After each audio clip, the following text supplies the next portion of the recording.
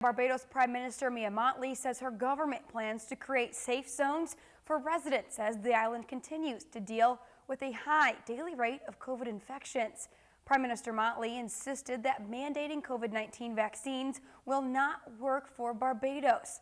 She says her government does not feel lockdowns will work either, stating that such measures will lead to loss of jobs and closure of businesses. Mottley said there is a need to have places where people are either vaccinated or recently tested.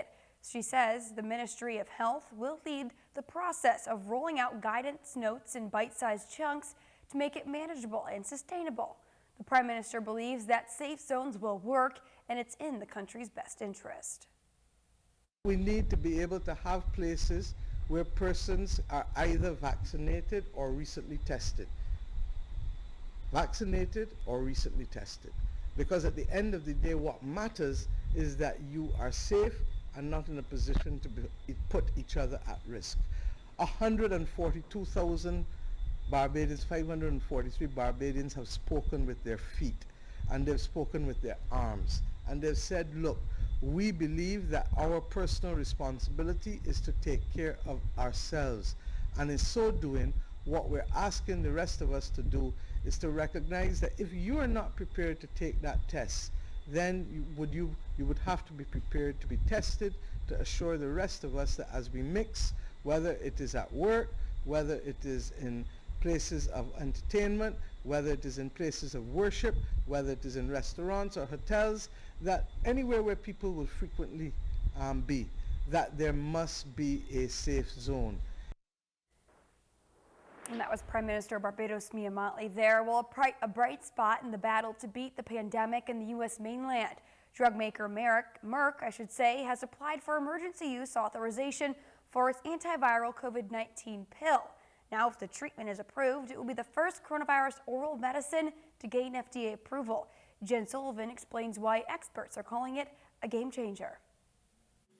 A significant development in the fight against coronavirus. Drug maker Merck is asking the FDA for emergency use authorization for its new experimental antiviral drug. Having a pill that people can take at home when you know that they're high risk and they've caught COVID, that has the possibility to be transformational. This is one of those tools in the toolbox that we have just been lacking so far.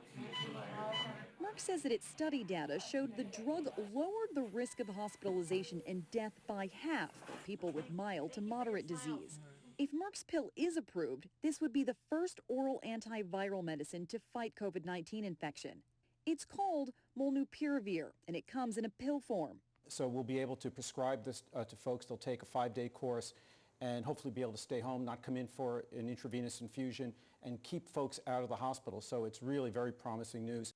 Merck has already sold 1.7 million treatment courses of the drug to the U.S. government. But health experts warn there are some caveats. Some say it's too expensive and will likely be in short supply, and that so far it's been tested only in unvaccinated high-risk people. So we don't know how it's going to work for people who've been vaccinated and happen to catch COVID, although they're less high risk anyhow because of the vaccine, or how it's going to work in people who are not high risk. And switching gears now to the travel industry, Southwest flyers are still experiencing delays and cancellations Tuesday as the company's travel problems have not yet let up. Nearly 2,000 flights were grounded this weekend, hundreds more on Monday. Reporter Lauren Podesta has the latest on what could be causing this headache. If you're traveling Southwest today, be prepared to wait and wait. I may have to think twice about flying Southwest. This is very, very frustrating. After a weekend filled with missed flights, on Monday those who chose the Dallas-based carrier again experienced cancellations or delays. Southwest offered a tremendous apology to customers and employees, citing weather and external constraints for the problems, which have persisted since Saturday, leaving thousands stranded. There's a 2.5-hour wait on the phone, so I hung up twice. I just couldn't do it. The airline and its pilots have been clashing over a vaccine mandate, but the pilots' union president told CBS News' Errol Barnett that the grounded planes are not a result of a protest. Did any of your pilots call out sick this weekend? We have data on what exactly happened. And so our pilot sick rates are right in line with what was occurring this summer. Captain Casey Murray instead blamed Southwest's management for the travel debacle, saying it's been too slow bringing pilots back from leaves of absence the airline persuaded them to take during the pandemic.